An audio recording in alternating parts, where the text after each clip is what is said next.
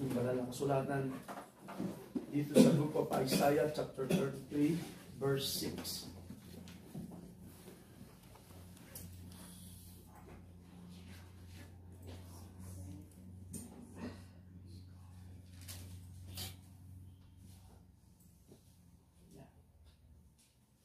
Sige, dito ko basahin. Mas malaki dito. Sabi po niya, ng banal na kasulatan sa Isaiah chapter 33 verse 6, "And wisdom and knowledge shall be the stability of thy times, and strength of salvation. The fear of the Lord is his treasure." Once again, Lord, we commit this word that we have read, Lord, this morning.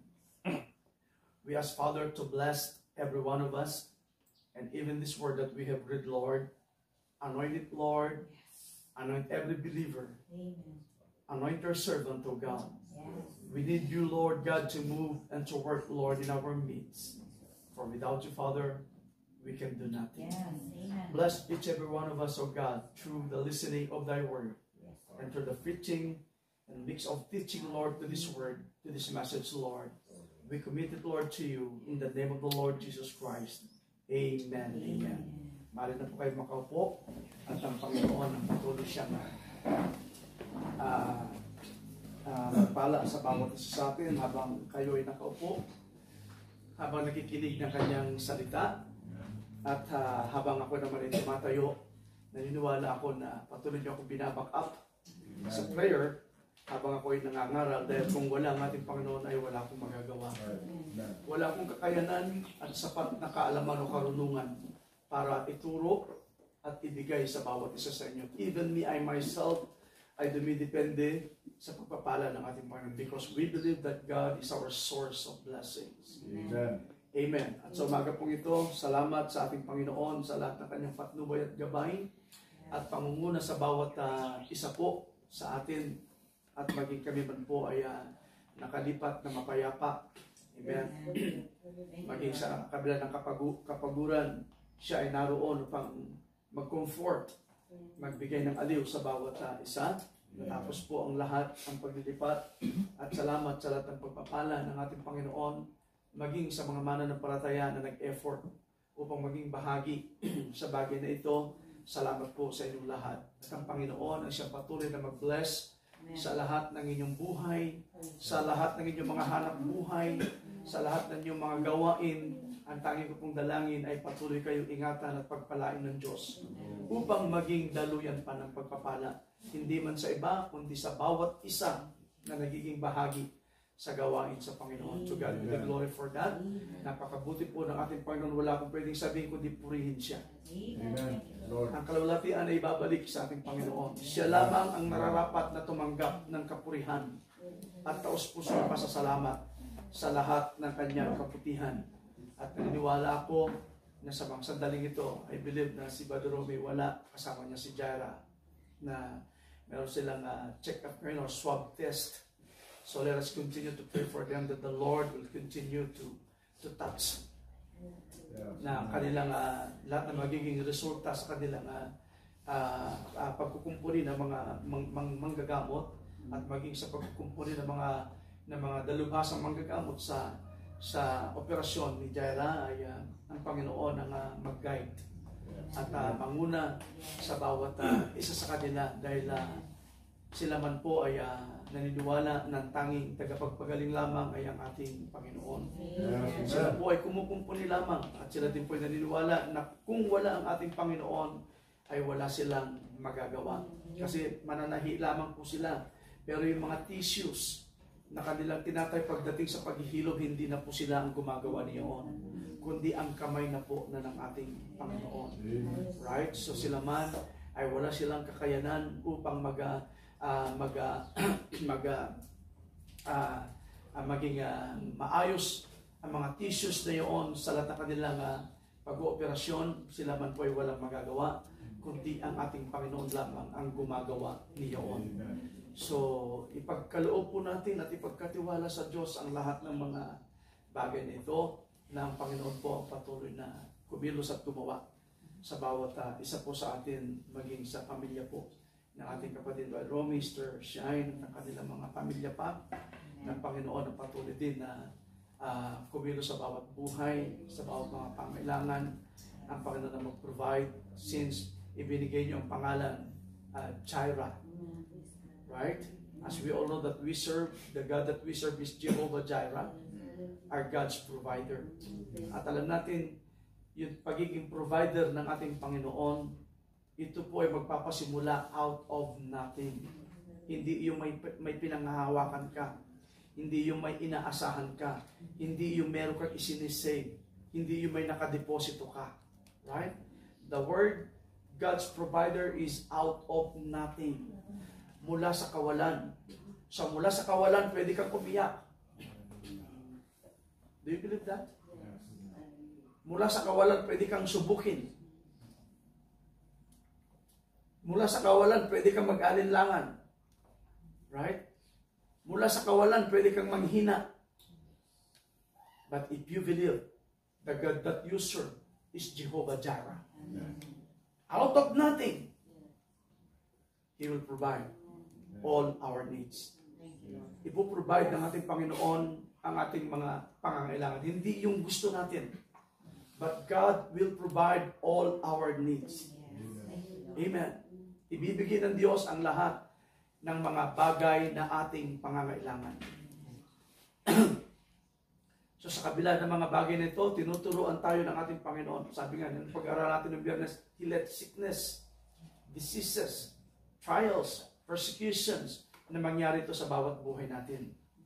That is a part of growing pain sa bawat pananampalataya natin. But through His grace, despite of growing pain, God has always been there upang tayo ay patnubayan at gabayan, ingatan ng ating Panginoon upang ibigay ang pangangailangan ng kanyang nobya. So sa umaga po ito, salamat sa Diyos sa lahat ng kanyang patnubay at gabay sa bawat isa. At hindi po ako magpapakatagal at mangungusap po ako sa isang simpleng paksa na dito ko rin kinuha yung word stability. Ang ating pag-usapan po ngayon is stability in times of instability. Yung word stability, yung nauna walang IN. Kundi yung word stability in times of, yung pinakahuli, meron siyang IN. Instability. Sa Tagalog po, katatagan sa mga panahon ng karupukan. Yung word na stability, ang kahulugan po ito sa salitang Tagalog ay katibayan, katatagan, tibay, tatag, hindi magpakatinag. So, in other words, ito ay stable, right? Nananatili. So yung word na instability, ang kahulugan po nito sa Tagalog ay karupukan. Kawalang tatag. Pagka pabago-bago. Ibig sabihin, unstable. At sinabi ng banal na kasulatan natin, tinunghayan noong nakarang Biyernes, ang taong meron dalawang double-minded is unstable sa harapan ng ating Panginoon. Kapag unstable, ibig sabihin hindi siya fixed. Right? Hindi siya established. In other words, siya isang marupok. Mahina. Pabago-bago ang kanyang kaisipan. Kawalang tatag. Napakahirap umasa. Napakahirap magtiwala sa isang taong walang tatag. Right? Pabago-bago ang kaisipan. Hindi stable ang kanyang pananampalataya. Bakit ka aasa sa isang hindi stable ang kanyang pananaw? Hindi stable ang kanyang pananalig? Hindi stable ang kanyang pagtayo sa salita ng ating Panginoon? Right? Kaya nga ang Panginoon, tinuturuan niya ang bawat isa sa atin upang sa Kanya'y magtiwala. Dahil likas sa tao, napag-usapan natin nakaraang Biyernes, likas sa tao na siya nagtataglay ng kahinaan. Likas sa tao ang nag-aalinlangan. Right? Likas sa tao ang mahina. Ngunit, sa napag-usapan natin nakaraang Biyernes, kapag ikaw ay itinalaga ng Diyos, so salamat, merong isang pagtatalaga na inilaan, na ipinakita, na ibinigay ang Diyos sa bawat isa. At ang pagtatalagang iyon, isa kang bahagi. Kasama ka sa kaisipan, sa layunin, sa plano ng ating Panginoon. Isa kang tatayo na maging stable, established sa Kanyang salita. Sa kabila ng kahinaan, sa kabila ng pabago-bago, but God chose you, He predestined you upang tumayo ng matatag sa Kanyang salita at manampalataya, manghawakan sa Kanyang pangako. Bakit nangyari at nagaganap sa bawat buhay natin? Dahil siya ang magtuturo. Siya ang gagabay. Siya ang papatnubay. At siya ang manghahawakan sa iyo. Dahil alam ng Diyos, kung wala siya, ay wala kang magagawa. Right? Kung wala siya, wala tayong magagawa. Dahil nga sinabi ng ating Panginoon, kung wala ako, wala kayong magagawa. Kahit na gaano pa kakatalino, kahit gaano pa kakaalam, kung wala ang Diyos, you can do nothing. Kaya nga maging si Solomon man ay nagtuturo sa atin, huwag kang magtitiwala sa sarili mong kakayanan. Huwag kang magtitiwala sa sarili mong karunungan. Ang lahat ng kaalaman, lahat ng karunungan ng isang tao, kung wala ang Diyos, walang kabuluhan. Right? Ang nais ng ating Panginoon, ibigay natin ang pagtitiwala sa Kanya. Amen. Ibigay natin ang buong pananalig. Glory. So yung word stability ay napakainam. Napakaganda kapag stable ng bawat isa sa atin sa pananampalataya. So sa madalit salita, nakikita tayo ng katatagan. Isang pananampalatayang matatag na mayroon ng isang mananampalataya. Right? Kaya ang ating paksa, stability in times of instability. Para kung titignan natin dito, ano ba yung mga bagay na pwede nating gamitin sa bagay na to sa paksa natin ginamit? Stability in times of instability. Katatagan sa mga panahon ng karupukan. Right? Sa ayaw at sa gusto natin, if there is a word stability, there is also a word instability. Amen? At darating sa buhay ng isang tao, darating tayo sa panahon, kahit na gaano ka katatag, darating sa atin ang isang bagay na tayo ay makakaharap, makakasumpong, makakalakad, makakakita, makakaranas ng karupukan, right? Ng kahinaan. Pero ang pangako ng Diyos, ipapakita niya na siya ang source of strength. Despite doon sa kahinaan, despite doon sa karupukan, ipapakita ng ating Panginoon kung ikaw ay nananalig, kung ikaw ay nanghahawakan sa Kanyang salita, patutunayan ng ating Panginoon, siya ang tagapagbigay ng kalakasan upang sa panahon ng kahinaan, sa panahon ng karupukan, mararanasan mo na ikaw ay palalakasin. Right? Sa panahon ng instability, God will put you in a words of stability upang maging matatag. Right? Upang hindi pa bago-bago ang ating kaisipan. Idadramatize ko, gaya na pag-usapan natin nung Biyernes, ang Book of Daniel, chapter 3. This is about the true Hebrew man. Right? Sa katauhan ng mga mananampalatayang ito, Daniel chapter 3, verse 8 hanggang 30 yan. Idadramatize ko yan, idadrama ko yan. Na kung saan, doon sa panahon na sila ay nabubuhay sa pagsunod sa pananampalataya.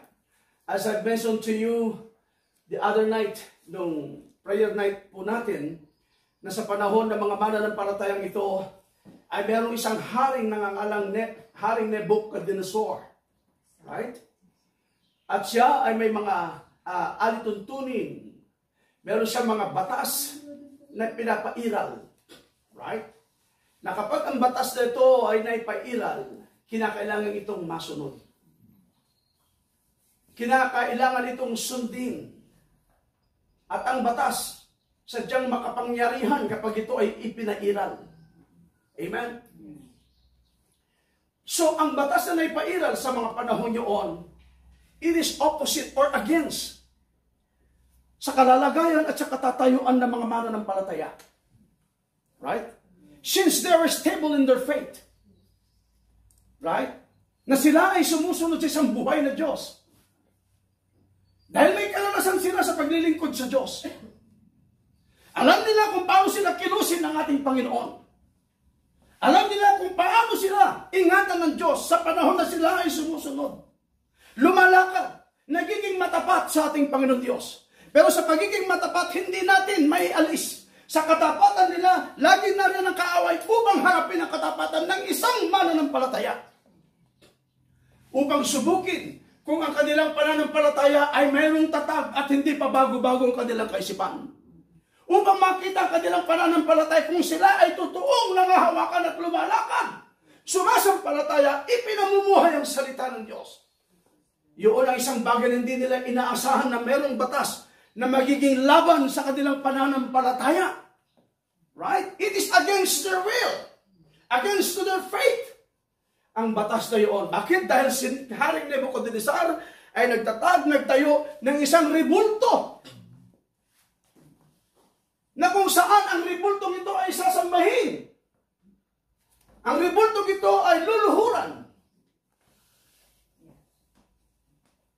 Pero ang kanilang karanasan, ng kanilang pananampalataya, sila ay lumuluhod lamang sa isang buhay na Diyos.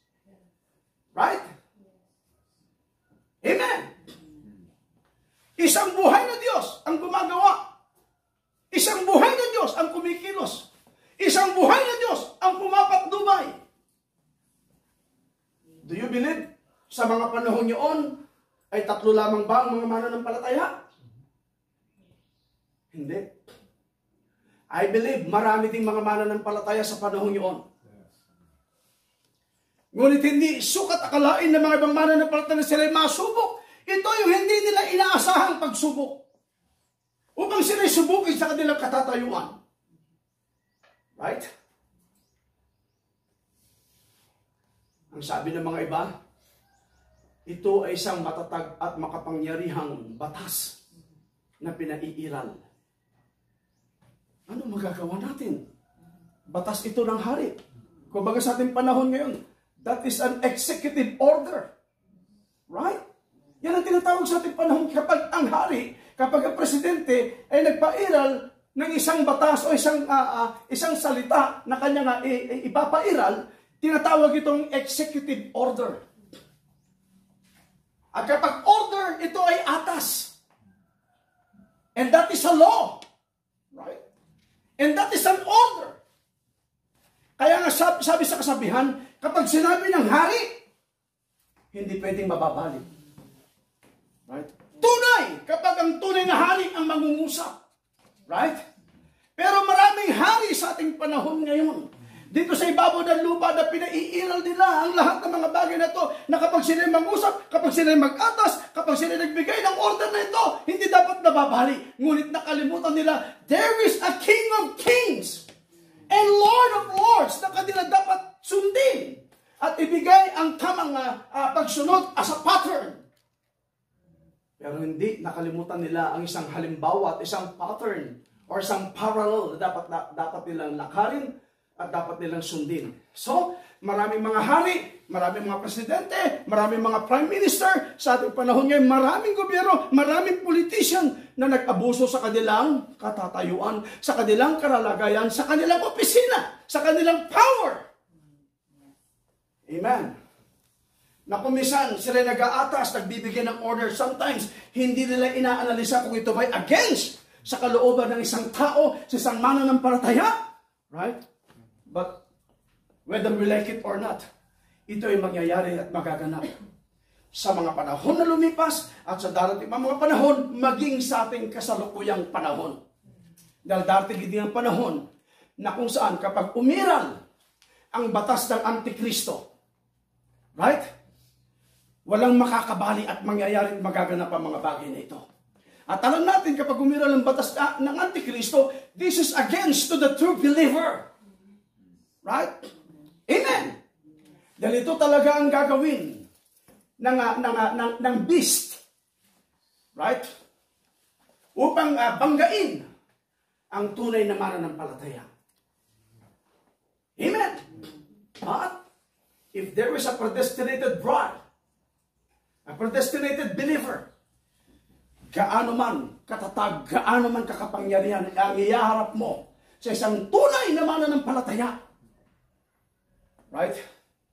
Hindi niya ipagpapalit ang kanyang pananampalataya. Just like what happened to Shadrach, Meshach, and Abednego. Amen! May batas, makapangyarihan ng batas na pinapairal. Ngunit ang batas na yun, hindi tamang pagpapairal ng batas patungkol kung ito'y galing sa batas ng Diyos. Hindi bagat kapag ang tao ay gumagawa ng batas, right? Hindi bagat lagi nilang ginagamit ang banal na kasulatan. Dahil doon sila kumukuha ng halimbawa or pattern or parallels, right? Upang ang kanilang pinapairal ay ayon sa batas ng Diyos. Right? Ngunit ang tao, kapag kinilala niya na siya sa makapangyarihan, wala nang ibang mataas kaysa sa kanya, kundi siya. Hindi bagat nangyari yan sa lugar ng Egypt, sa katauhan ni Pharaoh. Nang pagpapakilala ni Moses, merong isang Diyos. No! There is no other God. There is only one God here in Egypt. At sino yun? Si Pharaoh. Hindi pwede yan. Merong isang tunay na Diyos. Huwag mong ipipilit. Meron lamang isang Diyos dito sa loob ng Ehipto. Sabi ni Pharaoh, ako lamang yun. Pero gusto kong patunayan sa iyo na ang Diyos namin pinaglilingkuran ay buhay at magpapakita ng mga himala. Ano sabi ni Pharaoh? Kung ang Diyos po ay nagpapakita ng himala, kaya ko rin magpakita ng himala. Right? Kung ang Diyos po ay nagpapakita ng mga palatandaan, kaya rin namin. See? So nagkaroon ng showdown. Pagpapakitang pagkilos. Nung itapon ni Moses ang kanyang tungkod ay naging ahas. Sabi ni Pharaoh, napakadali niyan.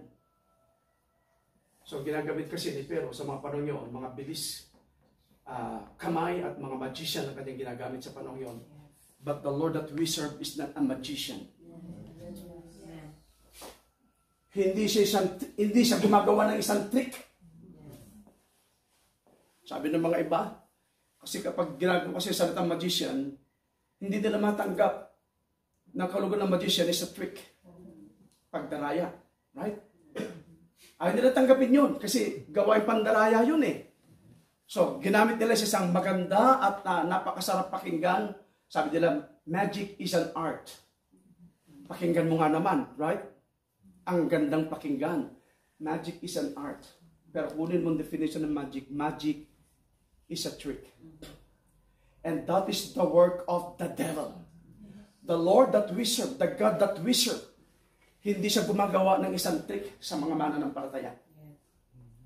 Hindi kanya pakikitaran sa pamagitan ng bilis kamay at bilis mata. Right? Ipapakita niya sa iyo ang tamang at totoong pagkilos at totoong pagganap at paggawa ng ating Panginoon. Right? Walang ibang Diyos dyan, kundi kami lamang dito. Pero nung ang Panginoon ay magsugo na ng mga salot, hindi na malabanan ni Pharaoh. Right? Hindi na niya malabanan. Eh kung talagang siya ang Diyos sa lugar ng Egypt ng panahong ang kanyang anak ay mamatay, bakit hindi nabuhay? Amen? Dahil meron lamang tamang tagapagbigay ng buhay, walang iba ang kundi ang ating Panginoon. Pagdating sa bagong tipan, He is the voice of resurrection. Kapag narinig mo ang kanyang tinig, kapag narinig mo ang kanyang salita, kapag narinig mo ang kanyang mensahe, maraming bagay ang pwedeng mangyari sa bawat buhay ng isang tao. Maaaring ikaw ay patay sa spiritual, ngunit ikaw ay babaguhin ng Diyos mula sa kamatayan, mula sa unbelief. Babaguhin ka ng Diyos pagdating sa kanyang salita, sasampalataya ka. Follow me now. So thank God. We have the message. A revealed word. Na hindi nila naunawaan, hindi nila nakikita, hindi nila masundan. But thank God, isa ka nakakasunod ngayon sa mensahe, sa salita ng Diyos na Kanya pinagkaloob sa bawat buhay natin ngayon. Glory! Mula sa kalupukan, mula sa kahinaan, mula sa kawalan, mula sa pagbabago-bagong kaisipan, God put you in a stable standing in His Word. Upang ikaw ay maging established. Right? Kaya ang sabi ng banal na kasulatan, we need to be established. Rooted and settled in the Word. If you are rooted and settled in the Word, God is happy to look at you. That you are established and rooted to His Word. Hallelujah. Glory. Yan ang nais ng Diyos na makita. That we are all being a believer. That we are all stable to our faith. Hindi double-minded. Right? Kapag ibinigay sa'yo salitang double-minded, you are unstable. Hindi ka makikitanan ng tamang pag-asa. Right? Hindi ka makikitanan ng tamang tayo. Why? Because you are unstable. But thank God, we are predestinated to be stable. Right? To His Word.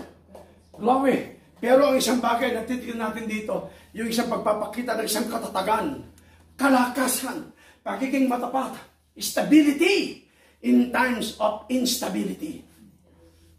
Tagalog, katatagan sa mga panahon ng karupukan. Ibig sabihin, pwede kang subukin, pwede kang humarap sa panahon na ikaw established, sa panahon na ikaw ay matatag, sa pananampalataya, sa salita, sa mensahe ng ating Panginoon. Susubukin ka upang ikaw ay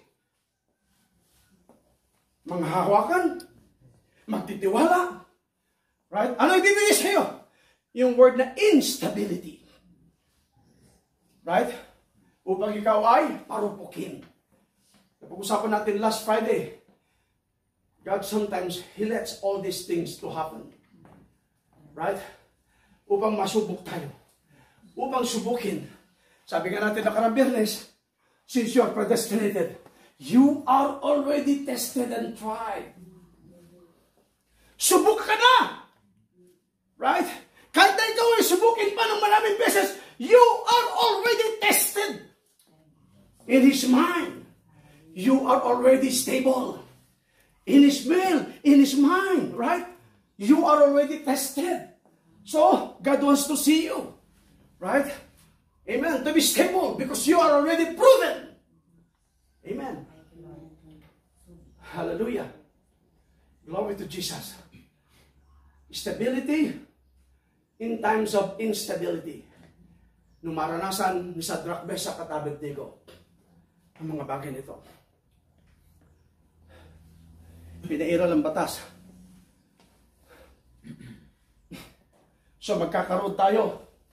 Maaaring sabihin nila, kumbaga ay dry run. Right? This is just only an example. Yun ang mababaw na halimbawa na aking naisip. Kumbaga nagda-dry run sila. Right? Testing. Sinusubukan. Right? See? Marami ang nanghintatakutan. Maaaring hindi nasasama sa dry run, sa testing.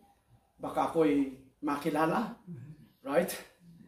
Baka hindi pa dati yung panahon na kung saan ay talaga ibigay ng full implementation ng batas na yun. Right? Baka dadamputin na ako. But the faithful servant, the faithful believers, saan ka man dalhin? Dalhin ka man sa madla.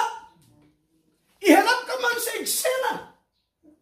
Kung ikaw ay tiyak sa iyong kalalagayan, if you are very certain to your stand and faith in the Lord, there is no fear. Right? Salungat man sa pakiramdam, salungat man sa paningin, salungat man sa katatayuan ng isang tunay na mananampalataya sa kanilang pinaiilang, hindi nila katatakutan. Maaari may mga lumalapit na mga advisors sa mga mananampalataya sa panahon yun na nagbibigay ng paunang pangungusap.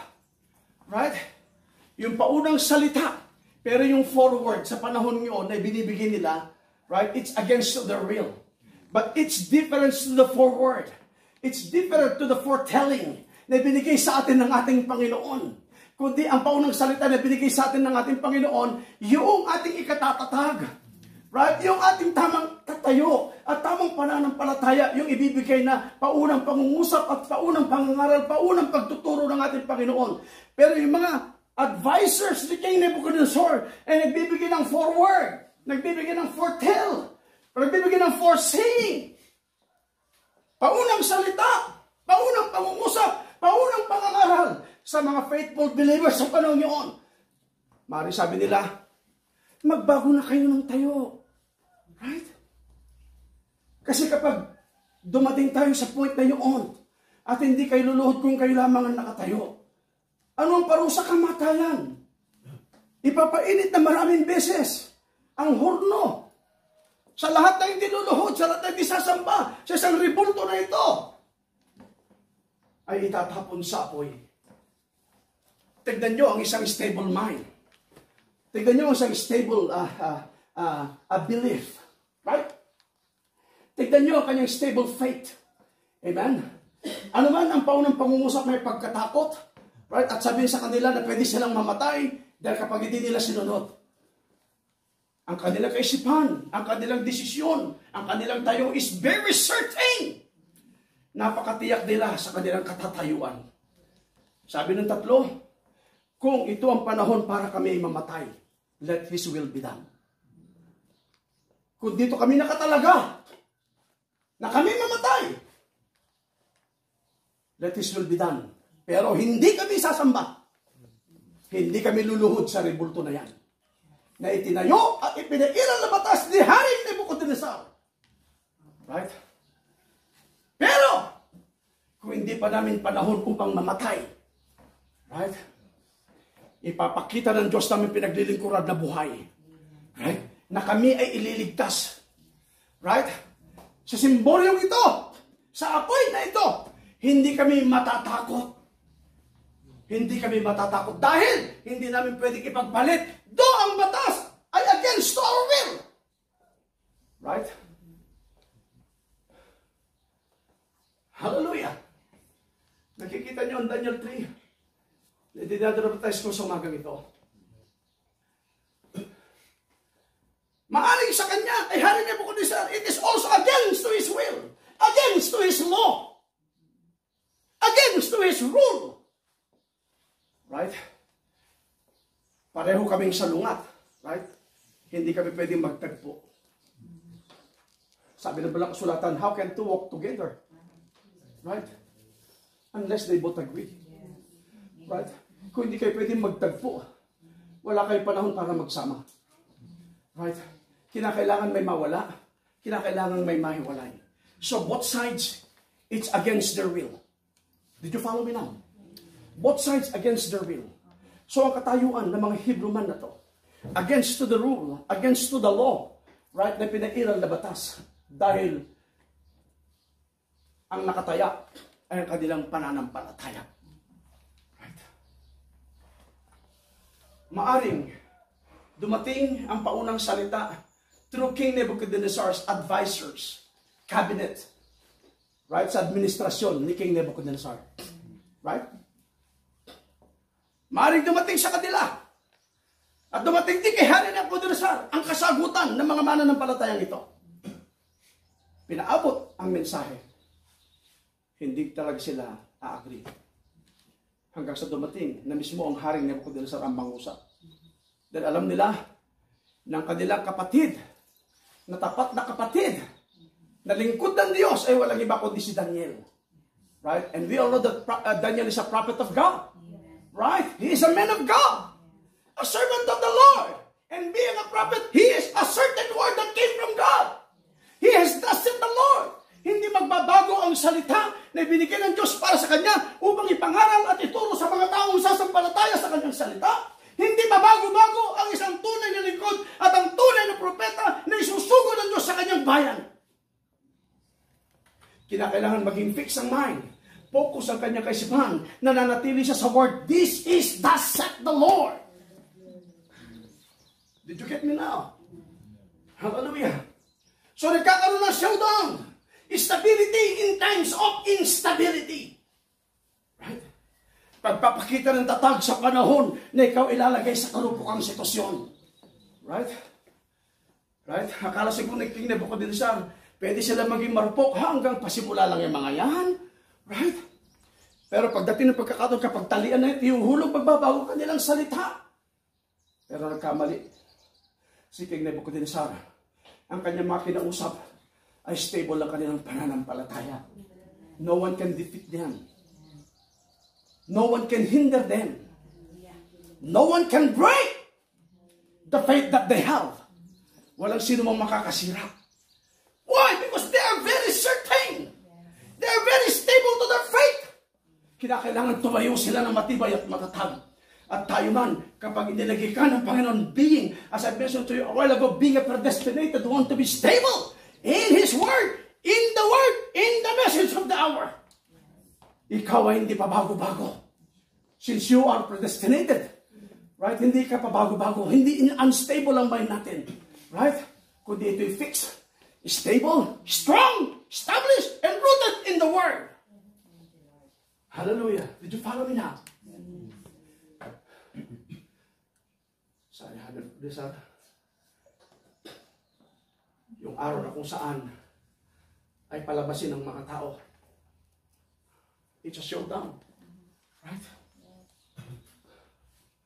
Meron sigaw at pagtunog ng pakakak upang palabasin ng mga tao.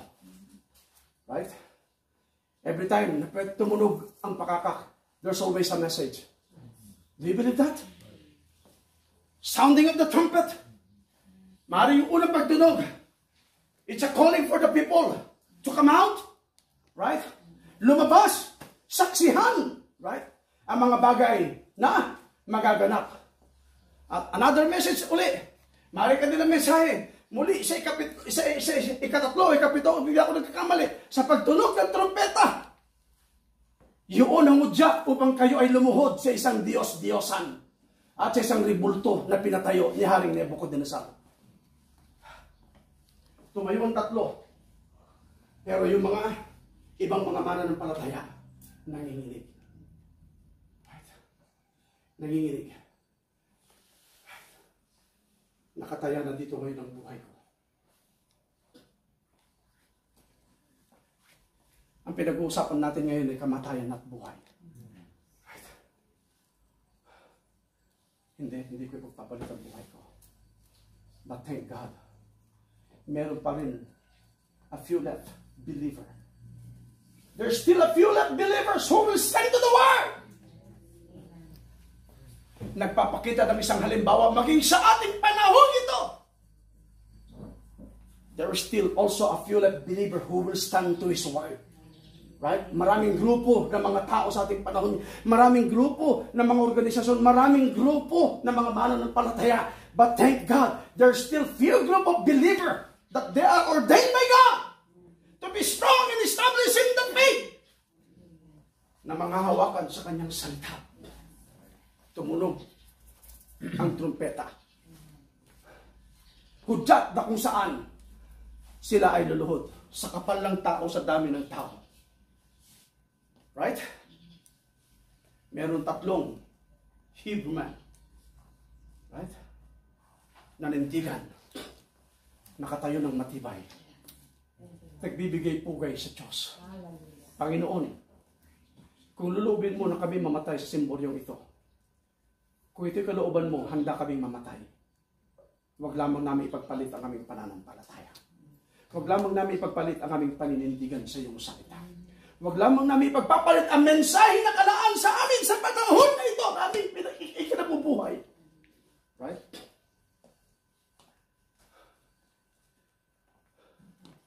At nakita ng kabinete na Haring Nebuchadnezzar ang tatlong Hebrew man who stand strong in the faith, in the word.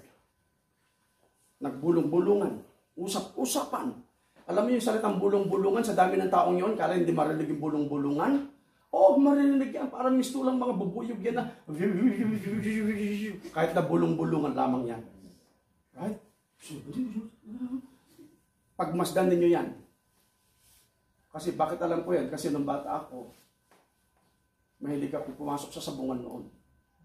Kahit wala pang pustahan, nagbubulong. Manuti tayo, manuti. Ganun lang ang bulungan. Right? Pero yung bulungan kapag marami, ang lakas niyan. Right? So, bulong-bulungan. Wow.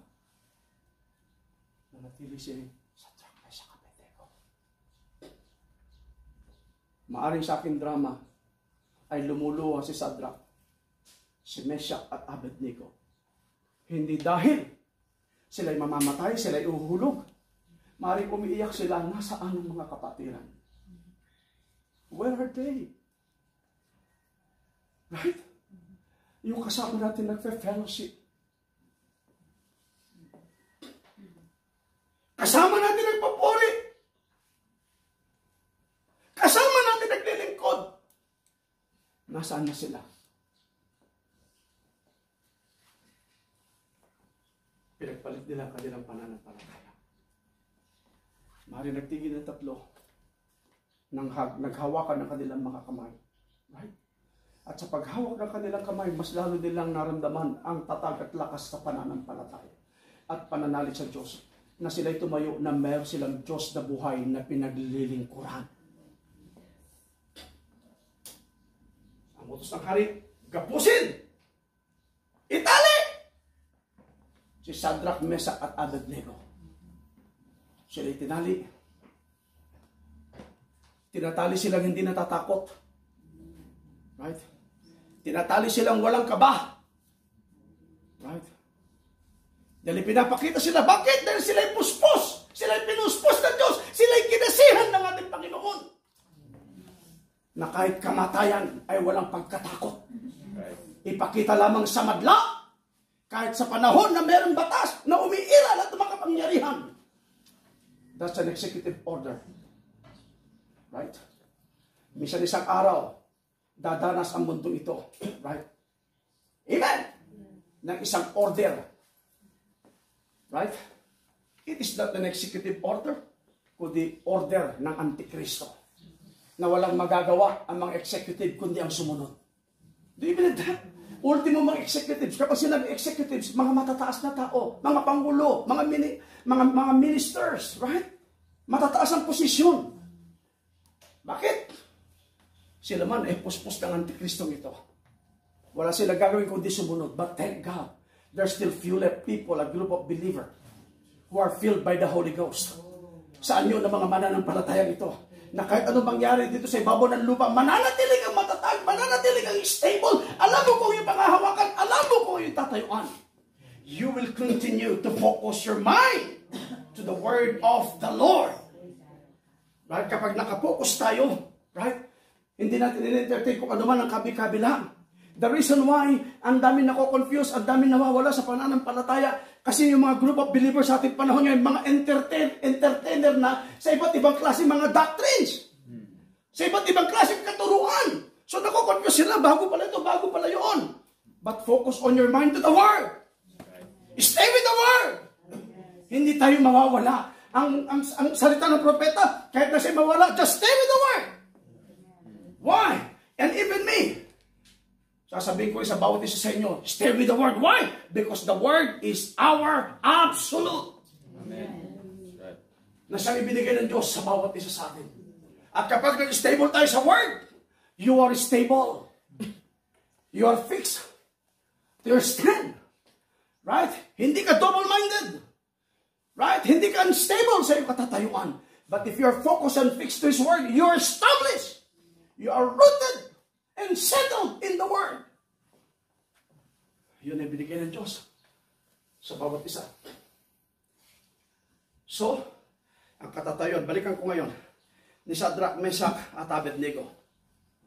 Akala ni Haring Nebuchadnezzar sa panahon na ibigay sa kanilang paunang pangungusap, paunang pangangaral, paunang pagtuturo at paunang advice. pwede silang bumigay, pwede silang manghina. Dahil nakita din sila ni Hari Nebuchadnezzar ng pagiging stable. Right? Right? They're so strong. Right? Matatag. Stability. Ang kanilang kalalagayan sa harapan ng Diyos. Sa kanilang pananampalataya. So nakita na sila na Hari Nebuchadnezzar, matatag itong mga ito. Pero tignan natin ang katatagan ninyo.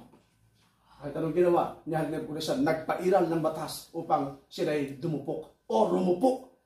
Kaya ang message natin ngayon, stability in times of instability. Akala niya, manghihina ang mga stable na to sa kanilang mga tayo. Pero ginamit nila ang word na instability. Mas higit silang na-inspired to become stable to their faith. Right? Hindi sila nanghina. Kahit dumating yung panahon ng kalupukan, kahit panahon ng kamatayan, kahit panahon ng kahinaan, ginamit nila yung mga panahon ng kahinaan, mga panahon ng kalupukan na pwedeng magpahamak sa kanila, ginamit nila yun upang manatilis pa silang maging matatag. At gumagamit nila yun din, kinasihan sila ng ating Panginoon upang manatiling matatag at malakas sa harapan ng Diyos na kanilang pinaglilingkurang buhay. Right? Hallelujah. Itinali silang tatlo. Habang nagmamarcha sila patungo doon sa pinakapintuan ng simboryong apoy. Maaari yung mga ibang believer na tumitingin, oo, sa drop niya sa kapitid ko. Kung di sana kayo ganyan, kung di sana ninyo, ang kayong desisyon, hindi sana ninyo mararanasan ng ganyan. Gustong patunayan ng Diyos sa mga taong mahihinang ito na may Diyos na buhay. Gusto ipakita ng ating Panginoon ng kanilang Diyos ay hindi Diyos ng pag-aalinlangan. At ipapakita ng Panginoon sa madlang iyon, maging sa mata ng mga unbelievers, sa mata ng mga hindi sumasampalataya, may gagawin ang ating Panginoon. May ipapakitang himala ang Diyos. Right? Ang kailangan lamang, just focus. Gusto mo maging bahagi sa kanyang gagawin? Stay with the Word. Amen? At nung magkahawakan ang tatlong yun,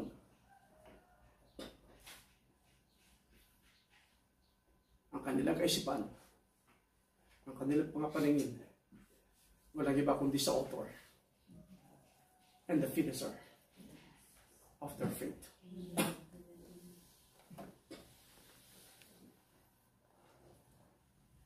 Hindi kamatayan ang sisira sa amin.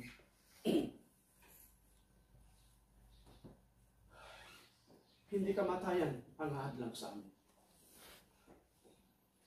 Show it, Father, na ikaw ang Diyos namin pinaglilingkuran. Kung lulubin mo, Diyos, na dito sa pamamarang ito, mamatay kami. If it is your will, let your will be done. Right? But if not, Lord, show it to the people, even in the eyes of the unbeliever. Prove it, Lord, that you are the living God that we serve. Patunayan mo, Panginoon, hindi sila binigo ng Diyos sa kanilang mga kahilingan, sa kanilang mga karaingan. Hindi sila binigo ng ating Panginoon. Sa halip,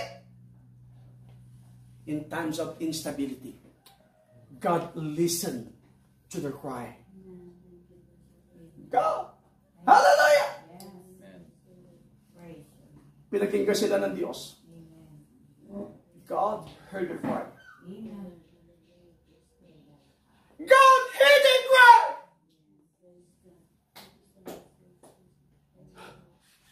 Kapag sisigaw, mangungusap, magsasalita, magpipetisyon ang isang faithful believer, nararamdaman mo ba na hindi ka pakikinggan ng Diyos? If you are stable to your faith, through your own cry, right? Through your own word, shout it to the Lord! Akala mo ba hindi ka pakikinggan ng Diyos? God will listen because you are faithful. God will listen because you are stable. God will listen because you are strong. God will listen because you trust to His word.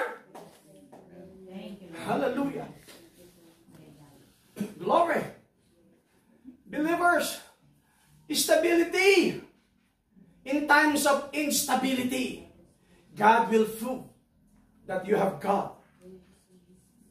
You're Jehovah Jireh, our God's provider. Amen. Upang ikaw ay tugunin. Upang ikaw ay pakinggan sa lahat ng iyong karaingan. Hallelujah. Pakikinggan ng Diyos ang isang matapat na lingkod, matapat na mananampalataya, na nangungusap sa isang matapat na Diyos na kanyang pinaglilingkuran. Kung ikaw ay matapat na humihingi, siya ay matapat na dumidinig. Ikaw ay matapat na humihingi ng petisyon, siya ang matapat, right? Na nagbibigay ng kasagutan sa mga petisyon ng isang matatapat na mga mananampalataya. Only God wants to see that you are stable to your own faith. Yan lamang ang gusto makita ng Diyos, na maging stable tayo sa pananampalataya. I quote, though there's a lot of things na nararanasan natin, even in times of instability, paghinaan ka ng loob, makalimot ka, madapa ka, matalisod ka, right? Masaktan ka, right? Dahil sa pananampalataya mo. Amen? Pero, kung titignan natin ang mga bagay na to, most of the time, God permits all these things to happen. Right? Upang tayo ay dumaan. Kasi sa salitang growing pain, as I mentioned to you a while ago. Though we are experiencing growing pain in our faith, in our lives.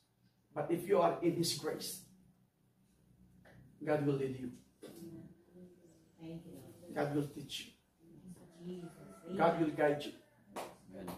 God will protect you. Because you are a predestinated. Oh, glory! In a message na shalom, keyword. And when somebody begins to make fun of you, now I read this quote at meron akong apat na quotation na o 5 quotation na gagamitin before I close this topic or this service. And when somebody begins to make fun of you, say, she is old-fashioned. Look at him. I tell you, he used to be, all right? Just remember, it's growing pains. That persecution is good for you. Right? Maaaring makaranas ka ng kahirapan, pagdurusa, kasubukan. Yan, sinabi ko rin na growing pains. Ginagamit mo ang kirot. Ginagamit mo ang sakit upang ikaw ay lumago sa pananampalataya. That's the word growing pains. Under His presence. Sa kanyang biyaya, tayo ay lumalago. Kahit nakakaranas ng bigat at problema sa pananampalataya. Maaaring dumating ka sa point na kawalan. Maaaring dumating ka sa point na problema maging sa pamilya, sa mga kapatid, sa mga kaibigan, sa mga kamag-anak. God uses all these trials, even persecutions. Right? Sabi ng mensahe, it is all good for you. Bakit ka sinabi yun? Because He's the one who guides you. He's the one who teaches you. He's the one who leads you. He's the one who comforts you. It's good for you. Even in the times of instability. But God saw that you're stable. Stability in times of instability. God is looking at you, being a stable believer. Amen. That's the persecution good for you. It's growing pain, oh yes. He permits crosses and crossroads and junctions. Amen. He always does that in order to perfect us. Oh, glory. For His service. Purihin ng Panginoon. Hindi yung makaranas lamang tayo ng konting problema. makaranas lamang tayo ng problema sa bawat isa. Nadadamay na ang ating paglilingkod. Nadadamay na ang ating pananampalataya. Nagtitinginan, nagpupunaan ng bawat isa. Hindi tayo tinuruan ng Diyos sa ganyang kalalagay. God wants you to be strong in the Word and want to see you stable in His Word. Ano man ang pagsubok, ano man ang problema, gusto niyang gamitin mo ang lahat ng problema. Gusto niyang gamitin mo ang lahat ng sakit. Gusto niyang gamitin mo ang lahat ng kirot. Gusto niyang gamitin mo ang lahat ng mga pagsubok upang ikaw ay lumago despite of this growing pain in our faith. God knows that you are stable. Stand to His Word and His promise. Amen.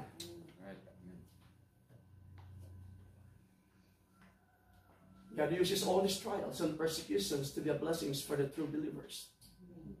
Amen. Glory!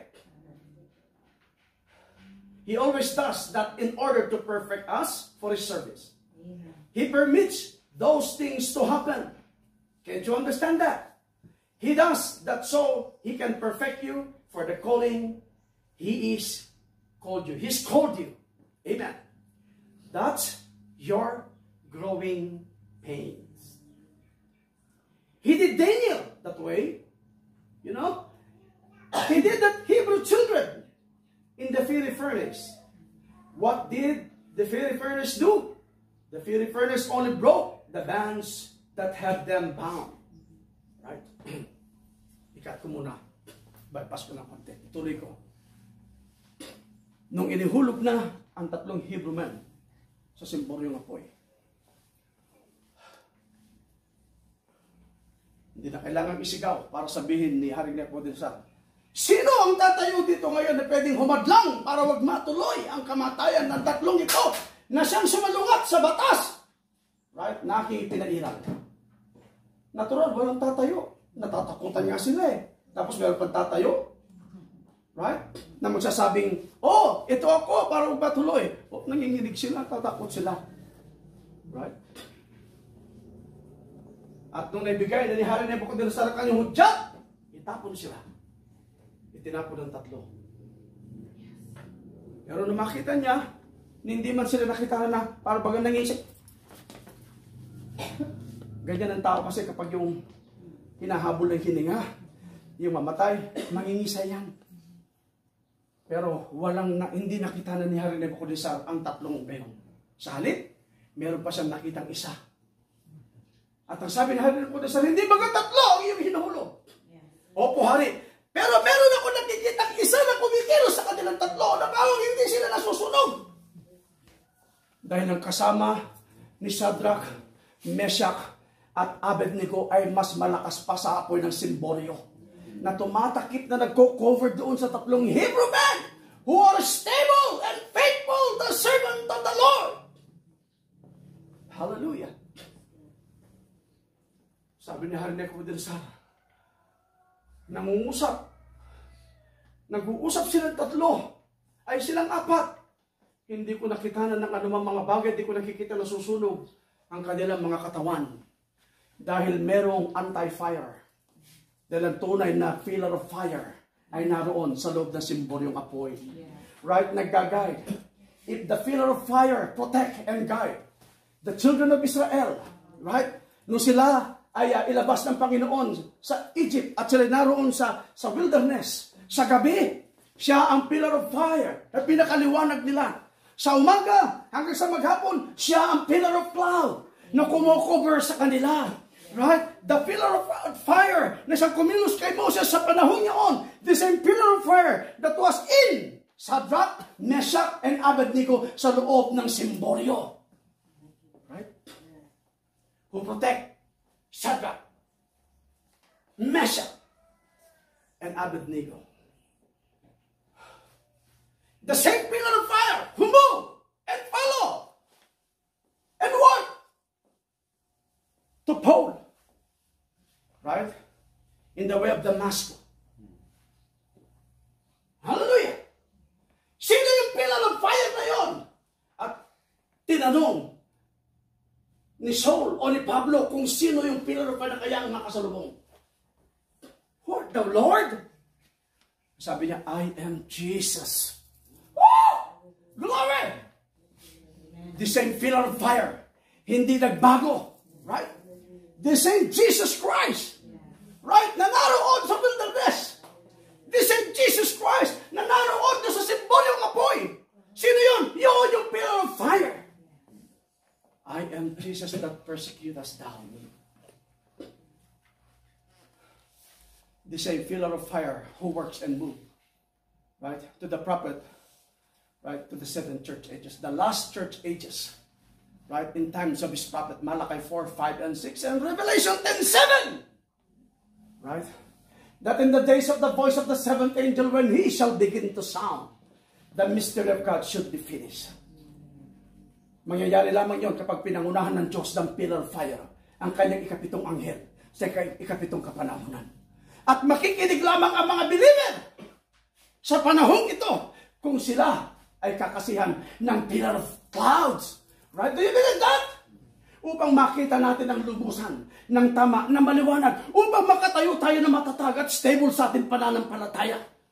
Right? At hindi tayo pa ibabawan ng ating mga kahinaan, ng ating kalupukan. Do ang tao likas na maging mahina, pero nung siya ay nasa atin, pinalitan ng Panginoon ng kahinaan ng kalakasan dahil siya ang nananahan sa bawat mananampalataya. Then God puts you, right, in a stable position.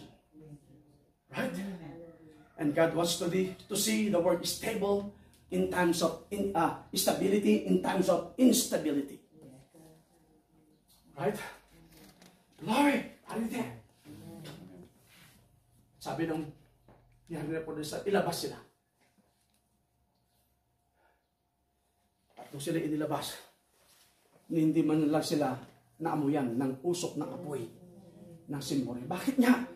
Kahit na anumang apoy, kahit na anumang bakterya sa loob ng simboryo, kahit na halo pa man na maitim na usok yun, hindi sila maaamoy dahil meron isang solid pillar of fire na bumabalot sa mga 3 Hebrew man, a believer, stable to their faith. Nakala nila ang apoy ang makakasira sa kanilang pananampalataya. Instability ang makakasira sa kanilang pagiging stability in the faith, but not. They are wrong, right? They are wrong. Nagkakamali sila ng akala. Sa halip, gagamitin ng Diyos sa amin ang pagiging marupok na to. We will become stable in stability, in times of instability. Mas lalo kami magiging matatag dahil meron isang tunay na pillar of fire na sumama at lumukob sa amin sa loob ng simbolyong apoy. Right? Dahil nakita ni Haridem Pudirsar yung kasama nila. Sabi niya, ang nakikita ko, misto lang isang anak ng a son of man. Right? Right? Nagliliyab. Right? Masigit pa doon sa apoy na nakikita niya sa simbolyo. Right? Isang masigit na liwanag. It is not a glare light. Kapag glare light, sobrang liwanag, pero hindi mo makita. Pero yun mas maliwanag pa sa lahat, pinakamaliwanag, pero nakikita mo, hindi ka nasisilaw. Kapag nakita mo isang glare light, maliwanag nga, pero hindi mo ma-identify, hindi mo makilala dahil ikaw ay nasisilaw. But this pillar of fire, it is not a glare light. Right? It is not a glare light. It is a clear light. A pillar of fire. Right? Na kanilang nakasama. At doon, nagbago ang stand ni King Nebuchadnezzar. Bakit? Kasi unstable siya. Double-minded siya. Right? Sabi niya, ang Diyos na pinaglilingkuran ngayon, ni Shadrach, Meshach, Shadrach at Abednego, siya ang tunay na Diyos. At ginamit ng Diyos ang pagiging unstable ni Haring Nebuchadnezzar. At ginamit ng Diyos ang pagiging double-minded ni Haring Nebuchadnezzar just to prove that there is God who worketh and moving to the children of Israel. That is their living God. Can we clap our hands to the Lord? Hallelujah! Glory to Jesus. Sabi ni Haring Nebuchadnezzar, magmula ngayon, wala nang ibang Diyos, kundi ang Diyos ni Shadrach, Meshach, at Abednego. Maaring sa kalalagayan natin ay pwedeng mangyari sa bawat buhay natin. one of these days, the world will see that you are strong and stable to your faith. Hallelujah. Na kahit na paano pang batas at rules at order na iral sa ibabaw ng lupang ito, ang isang tunay na pinili, ang isang tunay na predestinado, hindi niya ipagpapalit ang kanyang pananalig. Hindi niya ipagpapalit ang kanyang katatagan. Dahil minsan na siyang nakitanan ng katatagan ng ating Panginoon. Reason why? He predestined you because you are strong. Nakita ka niya na ikaw ay mayroong isang capacity to stand. At yung capacity na yun, it is not a capacity of being a human, but this capacity, it is came from God. Right? Isang kapabilidad na binigay ng Diyos para sa iyo upang makatayo ka. It is God alone who worketh in you. Right? Glory! Continue. Kunti na lang. Sometimes, it breaks trials to break the bands of the world of us. Take you out of the world. Might be, have to take you out of your creed first. Like the man drowning in the river. You have to take him out of the river. For you get the river out of the man. That's about the way God has to do sometimes. Let them throw you out one time. Then they get the world out of you. Got to get you out of the world first. Sometimes this growing pains is what does that.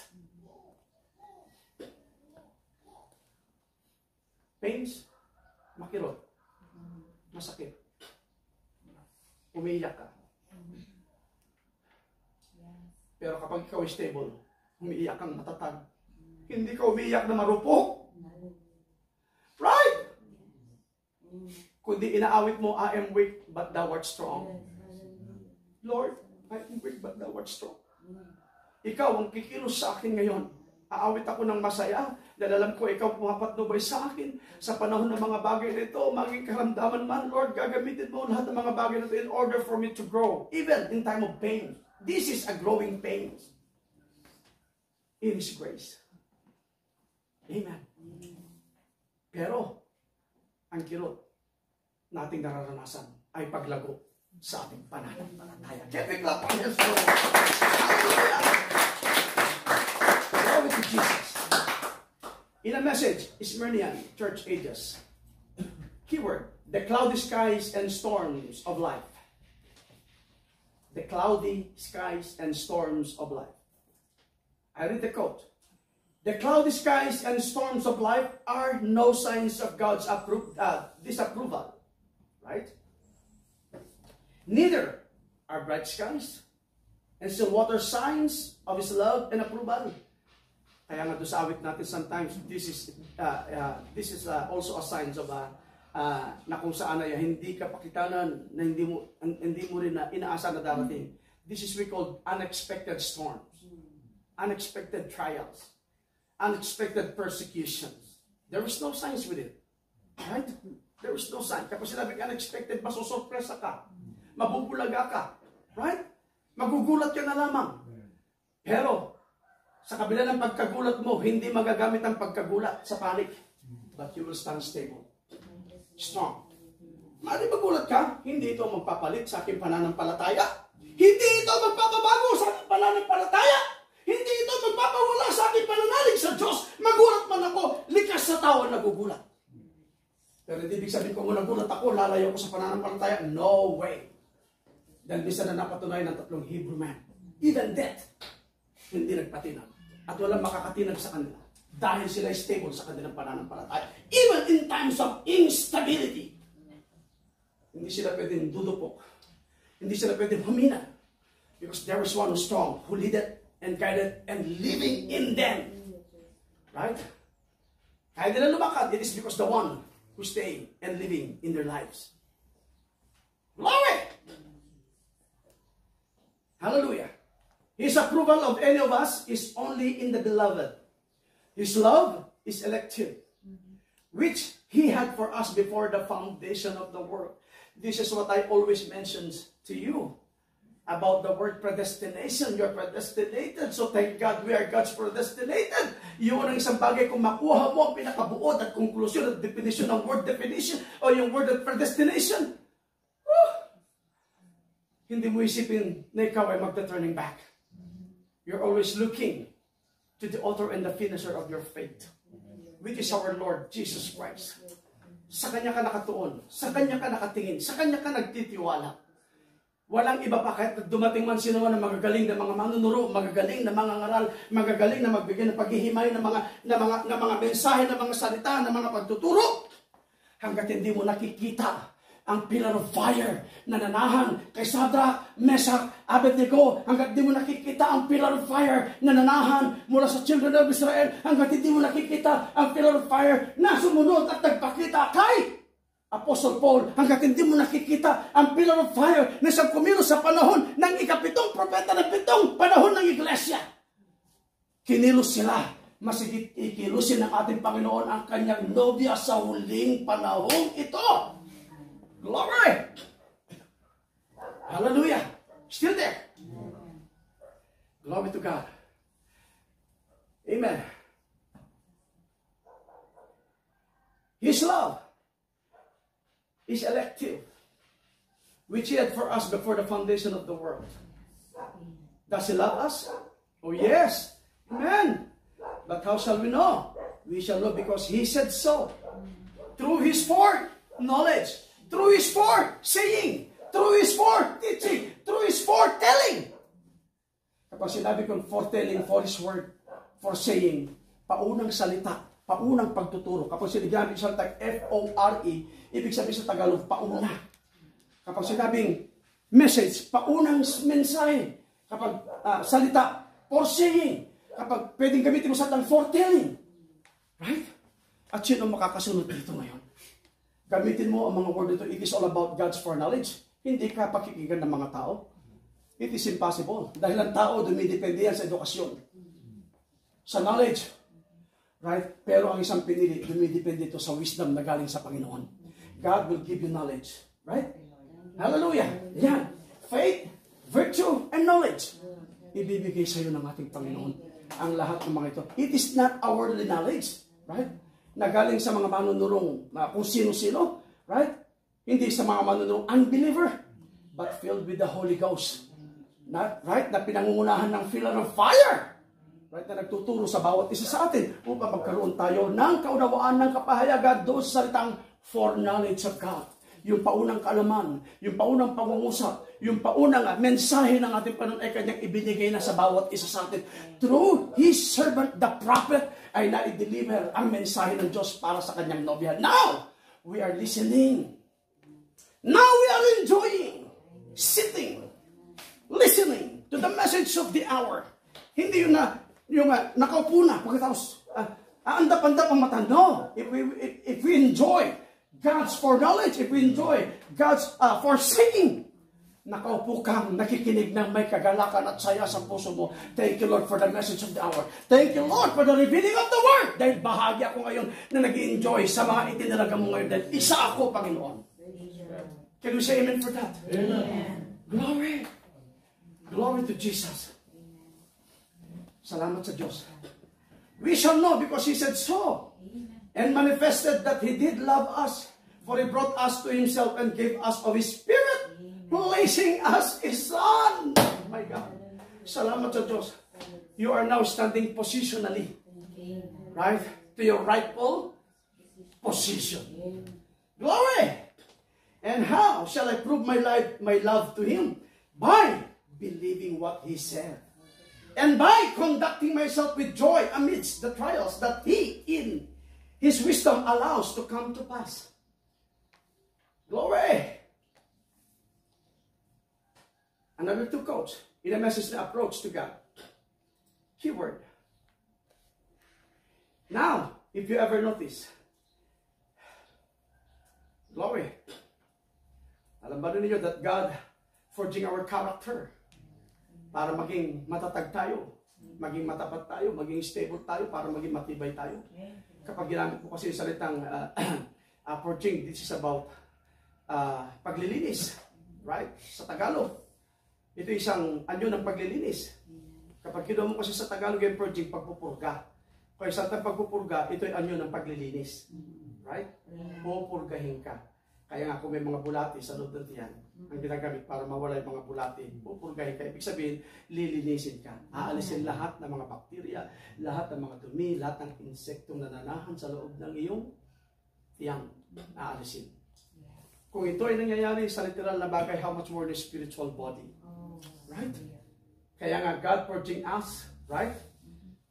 Sa pamagitan ng mga attributes nito ay mag-express sa bawat isa sa atin.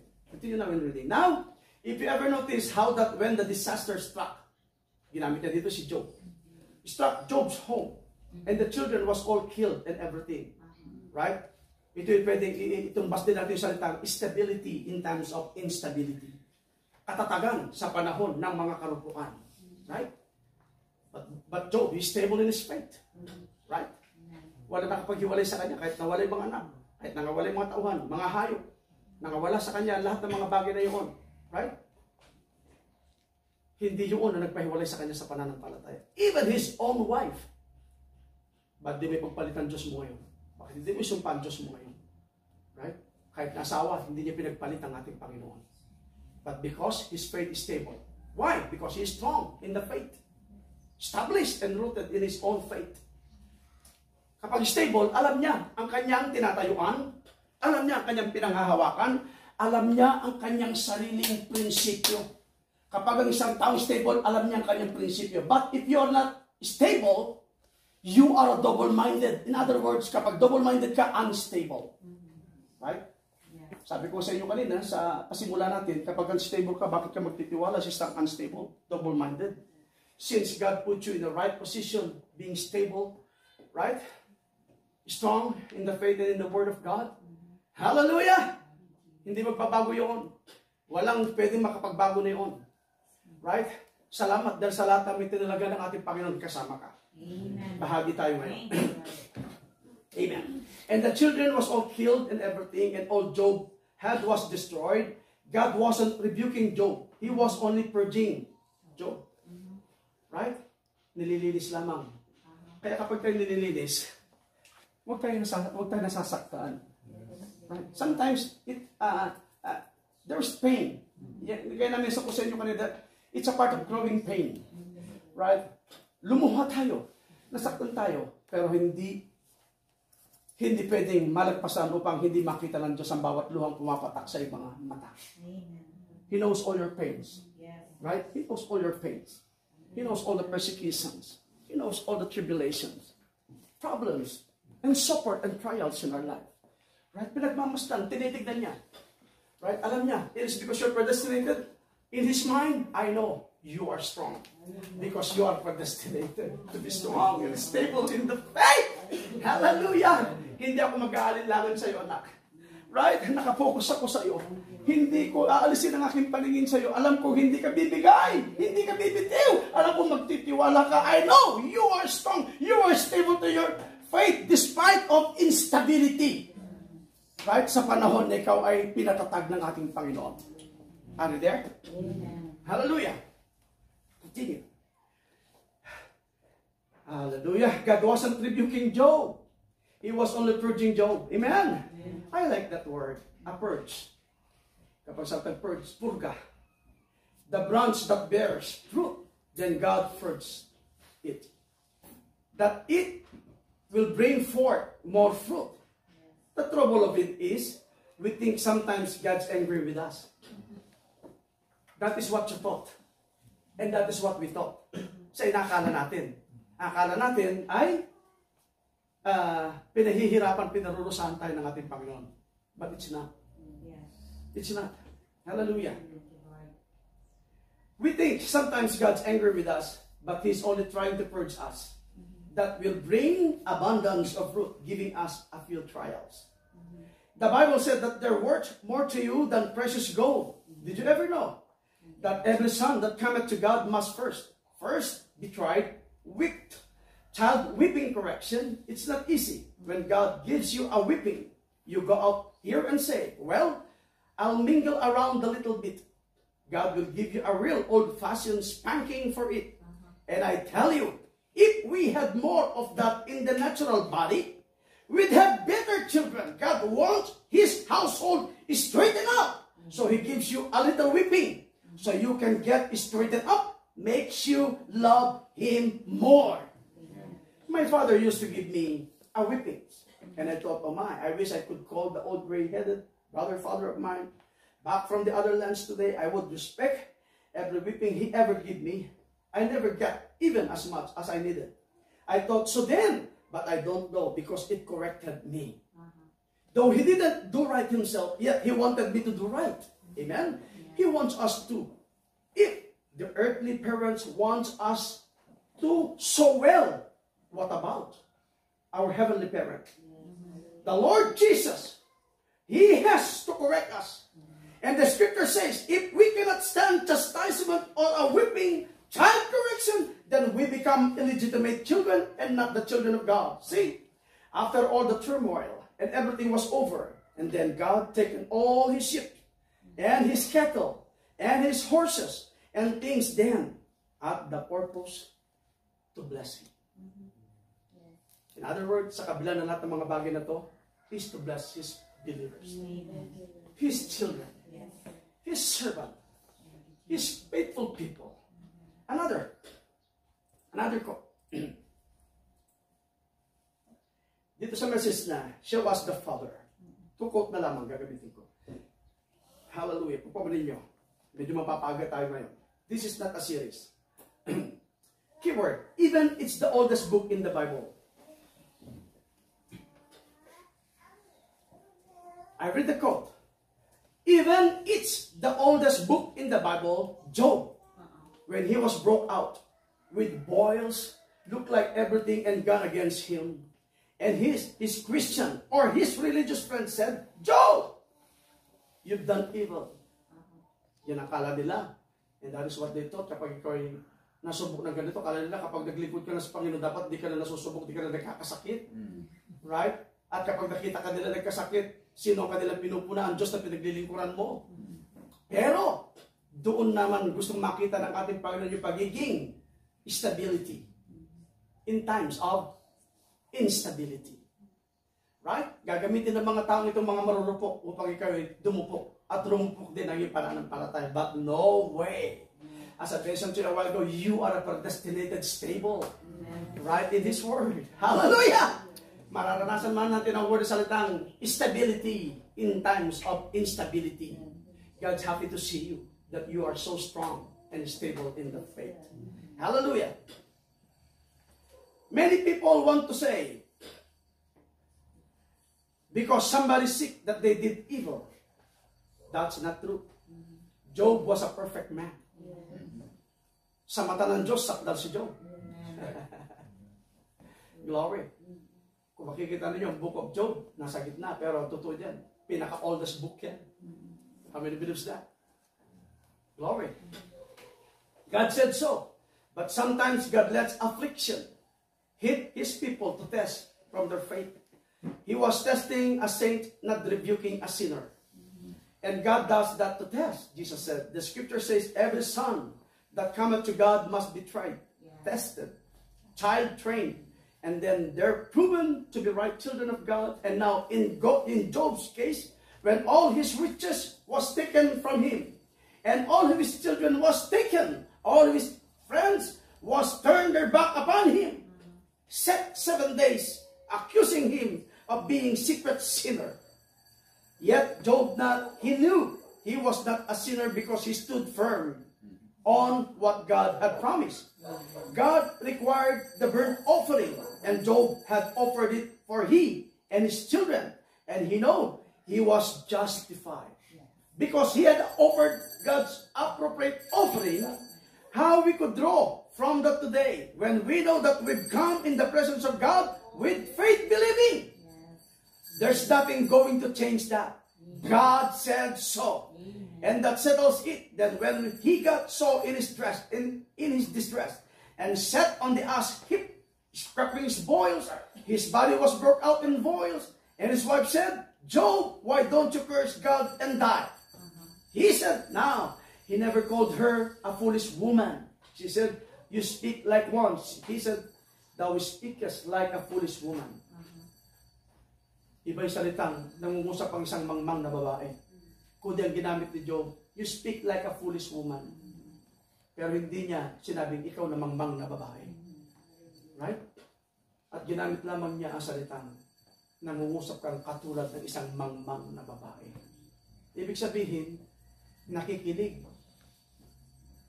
Since she's a believer, nakinig siya sa mga persecutor.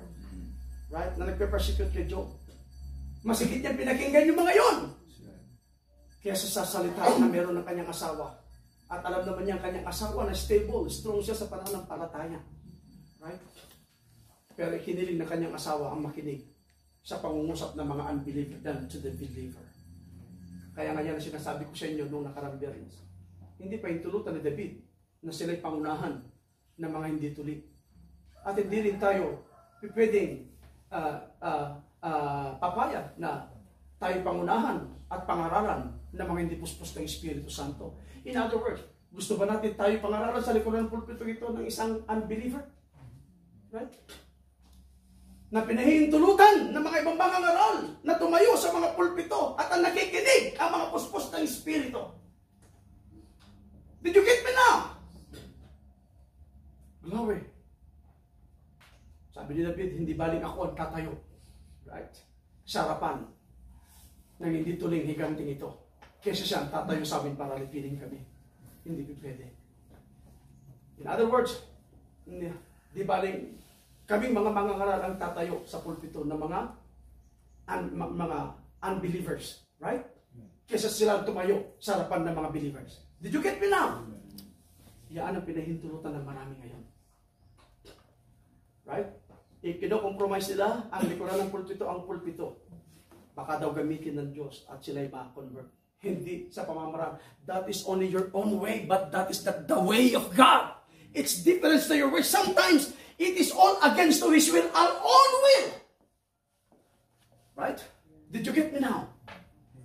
Akala natin ito yung pamamaraan pwedeng gamitin ng Diyos para ma-convert sila. No way.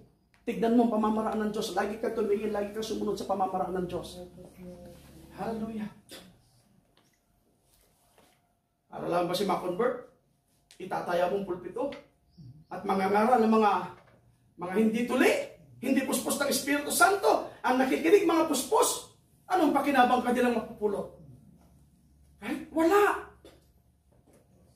Kaya I hate every ministers na nagpapahintulot na tumatayo sa likuran ng kanilang mga pulpito. Ang mga ngaral ay mga unbeliever, mga denominational pastor na nangangaral sa mga tuli, sa mga puspos ng Espiritu Santo. Nakukuha ko sabihin dito, yaan ang gustong i-roof ni David sa mata ng mga believer sa panahon yun. At misto lang isang David din tayo mangusap sa ating panahon ngayon na hindi pwedeng manguna. Right? Mangibabaw ang mga hindi puspos ng Espiritu at makikinig ang mga puspos ng Espiritu Santo. Did you get me now? Hallelujah. Glory to Jesus. Huwag natin i-compromise. Sabi David, hindi pwede ito. How much more within our day? Mas lalong hindi pwede. Dahil ikaw ay puspos sa panahon ito. Kung noon meron puspos sa panahon ito, meron din mga puspos ng Espiritu Santo. Did you get me now? Pagpatuloy ko. Kung bakit ko nabanggit ito? Kasi napunta tayo doon sa wife ni Job na nakinig siya sa mga unbeliever kaysa sa kanyang asawa. Bilang isang believer. See? So, kung ang mga believer nakikinig sa mga teaching na mga wrong doctrine, sa mga teaching na mga wrong preaching, wrong word, right? Sinang pinakinggan nila, you're also an unbeliever. Aha. Kaya ang ating panahon ngayon, hindi entertainer. Hindi tayo mga entertainer ng mga so-called doctrines. Right? Meron na tayong doctrine na sinusunod Right? Meron na tayong tamang aral na sinusunod. Right? Mag-focus tayo doon. Manatili tayo doon. Panghawakan natin yun. Right? Hallelujah.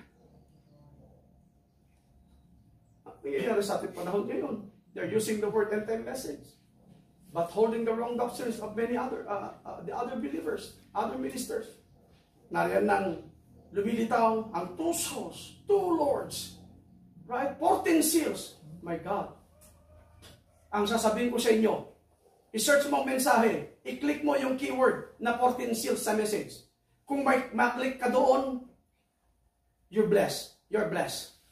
Pero kung hindi mo na-click na mayroong 14 seals sa message, ibig sabihin, wala ito sa mensahe. Kapag wala ito sa mensahe, bakit mo in-entertain? Huwag nating entertain ito. This is not of God. Right? We need to stay with the Word. Amen? Hallelujah. Ngayon, i-click mo kung may tuso sa message. Sa Word. Kung may nakita ka, na-click mo. Then, sundin mo. Pero kung wala, huwag mo susundin. Right? Kung may na-click ka na two lords, pagdating sa mensahe, pagdating sa Word. Kung may na-click ka, sundin mo. Pero kung wala, huwag mong susundin. Right? Huwag mong pahintulutan na mangibabaw at manguna bilang isang mananampalataya ang isang taong unstable mind. Did you get me now? Kapag sinabi ng unstable mind, double-minded. Right? Hindi stable ang kanyang kaisipan, hindi stable ang kanyang puso, ang kanyang pananampalataya. Bakit ka susunod sa unstable mind? A double-minded man. Focus on God's Word. And God will lead you. Glory. Patuloy ko. Hallelujah. Sana kanina.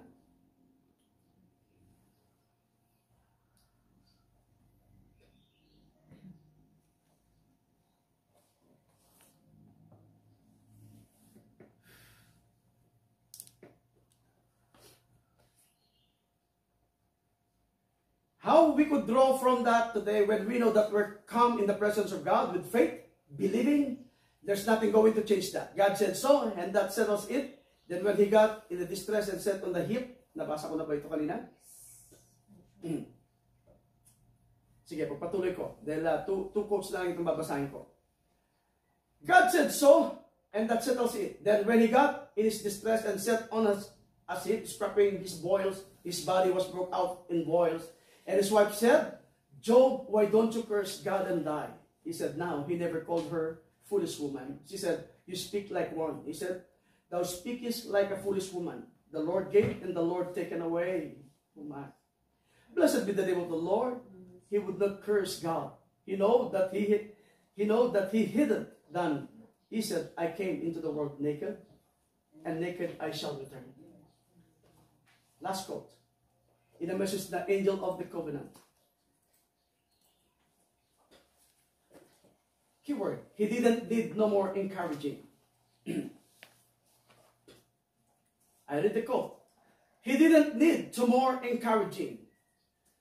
He was a prophet. Sino binabanggit niya dito? Job. The Spirit of God came on the prophet. He rose from his hip, shook himself. The lightnings began to flash. The thunders roar. The prophet got in the spirit. He said, I know my Redeemer liveth. And as the last day, he will stand upon the earth. Though the skin worms destroy this body, yet in my flesh I'll see God. Whom I shall see for myself, mine eyes shall behold and not other. For we brought nothing into this world, and it's certain we take nothing out. Right? Kaya mga tao ngayon, talagang sobrang nagpapakayaman. Hindi po na maraming kayamanan. Nung namatay ba si Andresin, ay pasok niya ang mega mall sa kanyang libingan?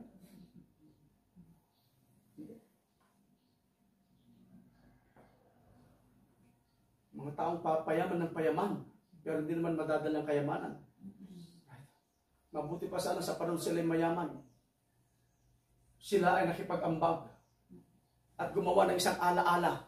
Mamatay ka man, hindi makakalimutan ng mga taong naiwan ang isang bagay na pinagawa mo, ipinagkaloob mo, lagi ikaw ang nasa kanilang alaala. Yan. Ang isang tunay na memorable things na gagawin ng isang tao, ng isang mananampalataya. Right? Amen? Sasabihin ng isang mananampalataya, Salamat sa tao ito nung siya nabubuhay. Napaka-supportive pagdating sa gawain. Right? Maaasahan mo sa lahat ng mga bagay na ito. Nakikiramay. Nagiging bahagi. Hindi man siya makarating pero gumagawa siya ng paraan upang may makapunta. Right? Makarating. At paroroon. Right? Gumagawa siya ng paraan. Ito yung mga bagay na ala-ala. Right? Na hindi mawawala hanggat may buhay ang isang tao sa isang bagay na ginawa mo. Right?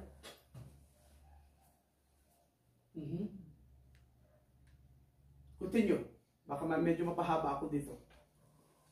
Though the skin worms destroys this body, yet in my flesh I'll see God, whom I shall see for myself, mine eyes shall behold and not another. For we brought nothing into this world, and it's certain we take nothing out. The Lord gave, the Lord taken away. Blessed be the name of the Lord. What are we discouraged about? I'll see Him at the last day. Right?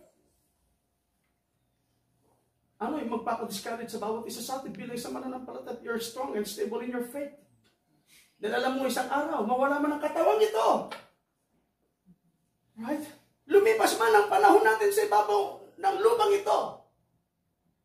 Makikita natin siya ng walang hanggan. Makakasama na natin siya ng walang hanggan. Right? Kung mamahalin ng tao ang isang libutan, sasabihin ko sa iyo, walang anumang pakinabang ang isang libutan. Iiyak ka, right? Sa pagsisisi, pero kung huli na ang lahat. Pero kung ikaw ay maglilingkod sa Diyos at nakatingin ang iyong pananampalataya, ang pagiging matatag mo sa pananampalataya, mamatay ka man sa iba mo ng lupang ito, merong isang buhay na walang hanggan na nag-aantay sa bawat isa sa atin. Glory. Yamang alam natin na may isang salita, which is God's word, as we believe that this word is a voice of resurrection. Amen. Tinig. Ano yung tinig? Which is the word. When you speak the word, Lazarus come forth. And what is that? That is the word of God. And what is that the word? That is the voice of God, which is the voice of resurrection. Nung dumating ang salita, do si Lazarus ay patay sa kanyang katawan. Nung dumating sa kanyang salita, then Lazarus came forth. Amen. Just tell me the word of God. This is your very blessings. Right? Ay binigyan ng Diyos sa bawat isa sa atin. Sabi ng message, what are we discouraged about? I'll see Him at the last day. Yet, just as full of boils as He could be, yet in my flesh, I'll see Him. Why?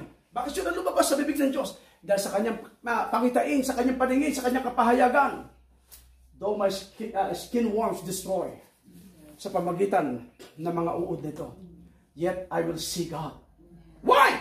Because He know His Redeemer is living. Ang Diyos natin pinaglilingkuran ay buhay. Hindi magbabago. Kung ano yung salita ng pangungusap ng isang mananampalataya sa panahon noon, sa panahon na may mga mananampalataya sa salita at mensahe na binigyan ng Diyos sa bawat isa sa panahon yun, mayroon ding mensahe, mayroon ding salita, mayroon ding pangungusap na binigyan Diyos sa bawat isa sa atin ngayon. Right? At tumitingin, nagmamasid ang Diyos. Being a predestinated ones today. Ano man ang harapin mo, ano man ang mararanasan mo, ang Panginoon nakatingin sa pagiging stable mo, yung pagiging stability, right? Sa faith, sa word. Despite of many instability na pwede mag-discourage sa'yo. But no one can discourage you.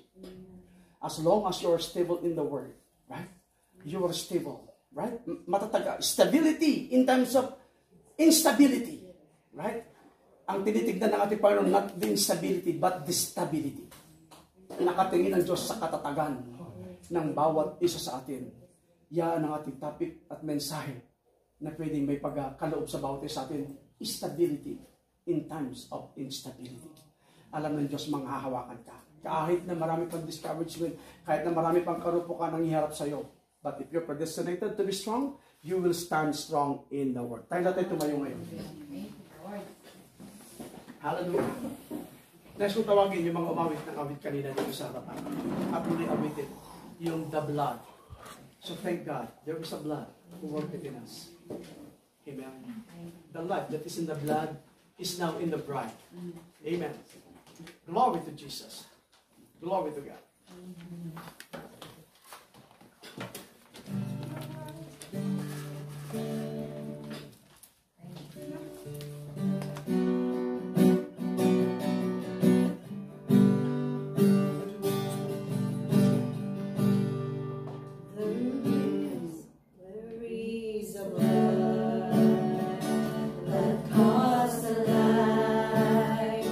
That made my way.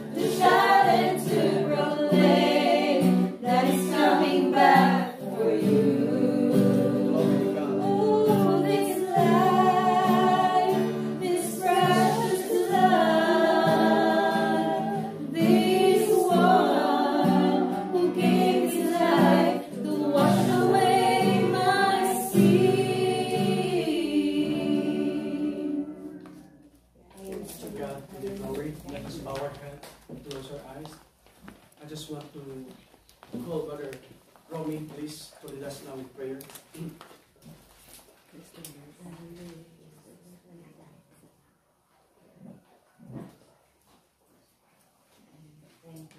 Hallelujah, Lord.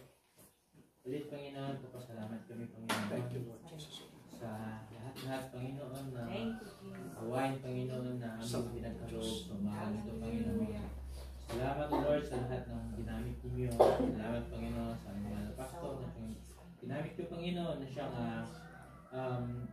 daluyan, Panginoon, ng salita, Panginoon, para po sa aming Panginoon Jesucristo. Hallelujah, Lord. Maraming salamat, Lord, sa matatamis, Panginoon, at masasarap, Lord, na pagkain, Lord, na aming napakinggan, Panginoon, para po, Panginoon, sa aming physical, spiritual, Panginoon Jesucristo, na pamumuhay, Panginoon. Maraming salamat, Lord, at patuloy kami, Lord, na maglilingkod, magiging matatag, Panginoon, at patuloy kami, Panginoon, na magpuri sa inyo, mahal na Panginoong Jesucristo. Salamat po, Panginoon.